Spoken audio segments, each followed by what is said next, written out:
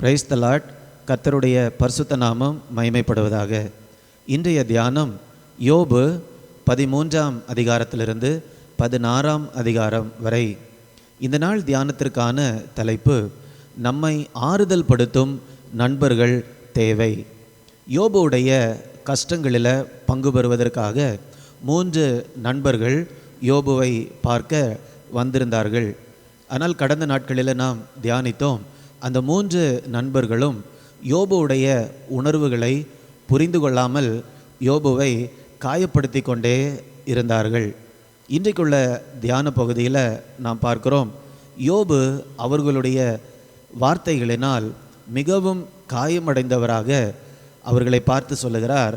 13ஆம் அதிகாரம் 5ஆம் வசனத்தில், நீங்கள் பேசாதிருந்தால் நலமாக இருக்கும், அது உங்களுக்கு ஞானமாய் இருக்கும். யோபு அவர்களை பார்த்து சொல்லுகிறார், எனக்கு இந்த நேரத்தில் தேவை உங்களுடைய உபதேசம் அல்ல, நீங்கள் அமைதியாக என்னோடு கூட இருந்தாலே போதும், அதனால் நீங்கள் கொஞ்ச நேரம் பேசாமல் இருங்க என்று யோபு நண்பர்களை பார்த்து சொல்லுகிறார். அது மாத்திரமல்ல, நீங்கள் பேசாமல் இருந்து நான் சொல்லுவதை கொஞ்ச நேரம் கவனியுங்கள் என்று சொல்லுகிறார். 13ஆம் அதிகாரம் 13ஆம் வசனத்தில் பார்க்கிறோம், நீங்கள் மௌனமாயிருங்கள், நான் பேசுகிறேன், எனக்கு வருகிறது வரட்டும். இப்போ நீங்கள் கொஞ்ச நேரம் நான் பேசுவதை அமைதியாக கேளுங்கள். இப்போ இந்த இடத்துல யோபுடைய தேவை என்னவென்றால், அதிகமான உபதேசம் அல்ல, ஆனால் தன்னுடைய மனபாரங்களை பகிர்ந்து கொள்வதற்கு உண்மையான நண்பர்கள்தான் அவருக்கு தேவைப்பட்டது. வேதத்தில் யாக்கோபு 1ஆம் அதிகாரம் 19ஆம் வசனத்தில் இவ்வாறு நாம் வாசிக்கிறோம், ஆகையால் என் பிரியமான சகோதரரே, யாவரும் கேட்கிறதற்கு தீவிரமாயும் பேசுகிறதற்கு பொறுமையாகவும் இருக்க கடவீர்கள். இப்போ நாம் பேசுவதற்கு பொறுமையாக இருக்க வேண்டும் என்று வேதம் நமக்கு போதிக்கிறது. இவ்வளவு சொன்ன பிறகும் யோபுடைய நண்பர்கள் அவரை விடுவதாக இல்லை, மேலும் மேலும் பேசி அவனை காயப்படுத்தி கொண்டே இருந்தார்கள். 15ஆம் அதிகாரம் 4ஆம் வசனம் 5ஆம் வசனத்தில் நாம் பார்க்கும்போது அவர்கள் சொல்லுகிறார்கள், உம்முடைய வாய் உம்முடைய அக்கிரமத்தை சொல்லி காட்டுகிறது. அவர்கள் திரும்ப திரும்ப குற்றப்படுத்தி கொண்டேதான் இருந்தார்கள். இவர்களை கொண்டு யோபுவுக்கு எந்த விதமான ஆறுதலும் இல்லை. அதனால் அவர்களை பார்த்து யோபு இப்படி சொல்லுகிறார். 16ஆம் அதிகாரம் 2ஆம் வசனத்தில், நீங்கள் எல்லாரும் அலட்டுண்டாக்குற தேற்றரவாளன், அப்படி என்றால் மிசரபிள் கம்ஃபர்டஸ், நீங்கள் சொல்லக்கூடிய வார்த்தைகள் ஆறுதல் கொடுக்கும் என்று நீங்கள் நினைத்து சொல்லி கொண்டு இருக்கிறீர்கள், ஆனால் அது என்னுடைய மனதை உடைத்து கொண்டு இருக்கிறது. அதுதான் மிசரபிள் கம்ஃபர்டஸ். இயேசுடைய வாழ்க்கையை நாம் பார்க்கும்போது, இயேசு எப்பொழுதெல்லாம் தேவையோடு இருக்கிறவர்களை சந்தித்தாரோ, அல்லது உள்ளம் உடைந்து காயத்தோடு பலவீனத்தோடு இருக்கக்கூடிய நபர்களை சந்தித்தாரோ, அந்த நேரத்தில் அவர் ஒருபோதும் பிரசங்கம் பண்ணினதில்லை. மாறாக அவர் மனதுருக்கம் உடையவராக அவர்களை புரிந்து கொள்கிறார். ஒரு சில உதாரணங்களை நாம் பார்க்கலாம். மத்தேயு எழுதின சுவிசேஷம் 9ஆம் அதிகாரம் 36ஆம் வசனத்தை நாம் பார்க்கும்போது, இயேசு திரளான ஜனங்களை பார்த்தபோது அவர்கள் மேல் மனதுருகுகிறார். இவர்கள் மேய்ப்பனில்லாத ஆடுகளைப் போல இருக்கிறார்கள், தோய்ந்து போனவர்களும் சிதறப்பட்டவர்களுமாய் காணப்பட்டபடியால் அவர்களுக்காக மனதுருகி தன்னுடைய சீஷர்களை பார்த்து சொல்லுகிறார், நீங்கள் ஜெபம் பண்ணுங்க, தேவன் இவர்களுக்கு உதவி செய்யும்படியாக, அல்லது இவர்களுக்கு உதவி செய்வதற்கு ஆட்களை அனுப்பும்படியாக நீங்கள் உதவி செய்யுங்கள். அப்போ இயேசு எப்பெல்லாம் கஷ்டப்படுறவங்கள துக்கப்படுறவங்கள பார்க்குறாரோ, அந்த நேரத்தில் அவருக்கு தெரிந்த பழைய ஏற்பாட்டு வசனங்களை எல்லாம் எடுத்து அவர்களுக்கு சொல்லாமல் அவர்கள் மேல் மனது உருகினார். இன்னும் ஒரு வசனத்தை நாம் பார்க்கலாம்.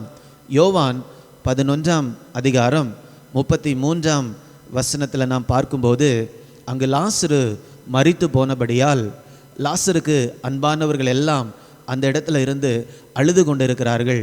அப்போ இயேசு அந்த இடத்திற்கு லாசருவை உயிரோடு எழுப்புவதற்கு வருகிறார். 33ஆம் வசனம் சொல்லுகிறது, அவள் அழுகிறதையும் அவளோடு கூட வந்த யூதர்கள் அழுகிறதையும் இயேசு கண்டபோது ஆவியிலே கலங்கி துயரம் அடைந்து 35ஆம் வசனம், இயேசு கண்ணீர் விட்டார். இந்த இடத்துல இயேசுவுக்கு தெரியும், இயேசு லாசருவை உயிரோடு எழுப்ப போகிறார் இன்னும் கொஞ்ச நேரத்தில். ஆனாலும் இயேசு அவர்களை பார்த்து ஒரு பெரிய பிரசங்கம் செய்யவில்லை. அவருக்கு தெரிந்த பழைய ஏற்பாட்டு வார்த்தைகளை எல்லாம் சொல்லவில்லை. மாறாக அவர்களுடைய துக்கத்தில் பங்கெடுக்கிறார். பங்கெடுக்கிறது மாத்திரமல்ல, அவர் கண்ணீர் விட்டார் என்று வேதம் சொல்லுகிறது. ஆனால் யோபுவுடைய நண்பர்கள் யோபுவுக்காக கண்ணீர் விடவில்லை. யோபு சொன்ன காரியங்களை நிதானித்து அவர்கள் கேட்கவில்லை. அவர்கள் பேசிக்கொண்டே இருந்தார்கள், காயப்படுத்தி கொண்டே இருந்தார்கள். நாம் ஒருபோதும் யோபுவுடைய நண்பர்கள் செய்தது மாதிரி நாம் மற்றவர்களுக்கு செய்யக்கூடாது. துன்பத்தில் இருக்கிறவங்க அல்லது கஷ்டத்தில் இருக்கிறவங்களை பார்க்கும்போது நமக்கு தெரிந்த காரியங்களை எல்லாம் அவர்களுக்கு சொல்லுவதை விட அவர்கள் பக்கத்தில் அமைதியாக இருப்பது மேலான காரியம்.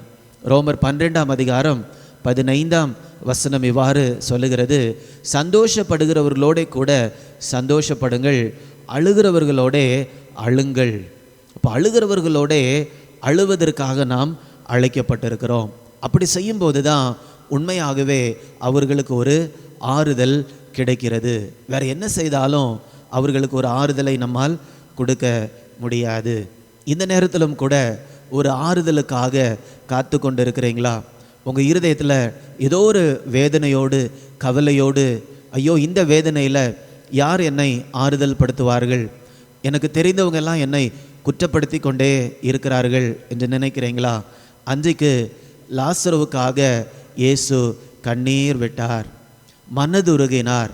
திரளான ஜனங்களை பார்த்து அவர் மனது உருகினார். இன்றைக்கும் உங்களுடைய துன்பங்களை பார்க்கும்போது அவர் மனது உருகுகிறார். அவர் உங்களை நேசிக்கிறார். அவரை நோக்கி பார்க்கும்போது உங்களுடைய உள்ளத்தில் ஒரு பெரிய ஆறுதலை பெற்றுக்கொள்வீர்கள். நாம் ஜெபிக்கலாமா? அன்பின் பரலோக பிதாவே, உமக்கு நாங்கள் நன்றி செலுத்துகிறோம் தகப்பனே. எங்களுடைய உள்ளத்தில் இருக்கக்கூடிய துயரங்களை அறிந்திருக்கக்கூடிய தேவனே, எங்களுடைய வாழ்க்கையில் எப்படிப்பட்ட கடினமான பாதைகளின் வழியாக நாங்கள் கடந்து போனாலும் எங்களை அறிந்து எங்களை நேசிக்கிற தேவனாக இருக்கிறீர். எங்களை ஆறுதல் படுத்தக்கூடிய தேவனாக இருக்கிறீரப்பா. இந்த நேரத்திலும் கூட இதை உள்ளம் உடைந்த நிலையில் பார்த்து கொண்டிருக்கக்கூடிய ஒவ்வொருவருக்காக ஜெபிக்கிறேன். இருதயத்தில் ஒரு ஆறுதலுக்காக ஏங்கி கொண்டிருக்கக்கூடிய ஒவ்வொருவருக்காக ஜெபிக்கிறேன்.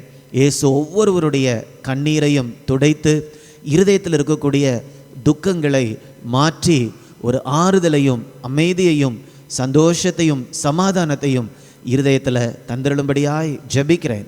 மீட்பர் இயேசுவின் மூலம் கேட்கிறேன் நல்ல பிதாவே. ஆமேன், ஆமேன்.